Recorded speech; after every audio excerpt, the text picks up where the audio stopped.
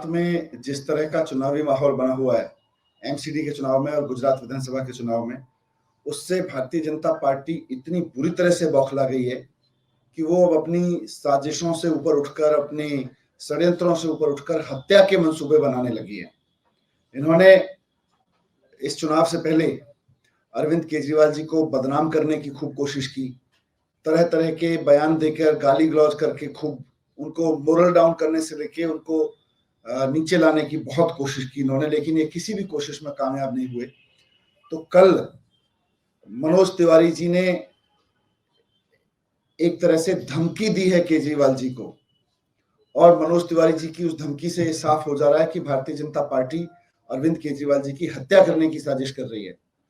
जिस तरह से कल मनोज तिवारी जी ने जिस भाषा में बात की है, वह पूरी तरह से खुली धमकी है कि षड्यंत्रों में अरविंद केजरीवाल जी को फंसाने में नाकामयाब भाजपा, तरह तरह की गाली गलौज, तरह तरह के आरोपों, तरह तरह के झूठ में उनको बदनाम करने की कोशिशों में नाकाम हुई भाजपा अब हत्या की कोशिशों पर उतर आई है।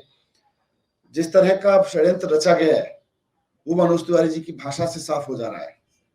मनोज तिवारी जी कहने के लिए कह रहे हैं कि कोई हमला कर सकता है, लेकिन उनको कैसे पता, उनको कैसे अंदाजा है इस बात का?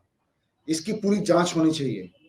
आज हम इस मामले की शिकायत इलेक्शन कमीशन में भी करेंगे और एफआईआर भी कराएंगे और मांग करते हैं कि अरविंद केजरीवाल जी को हत्या की धमकी देने के आरोप में मनोज तिवारी जी को गिरफ्तार किया जाए और उनसे पूरी पड़ताल की जाए कि उनको इस षड्यंत्र के बारे में क्या क्या पता है, कौन कौन लोग इस षड्यंत्र में शामिल हैं, उनके फोन से लेके उनके मूवमेंट, उनके आसपास के कितने लोग इसमें शामिल हैं, इसकी पूरी जांच की जाए।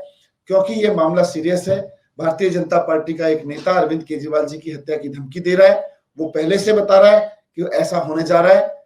इसकी पूरी जांच होनी चाहिए। आज अरविंद केजरीवाल देश में एक बहुत लोकप्रिय नेता हैं, वो एक काम करने वाले मुख्यमंत्री के रूप में जाने जाते हैं। लोग उनको इस रूप में देखते हैं कि ये व्यक्ति जो कहता है वो करके दिखाता है।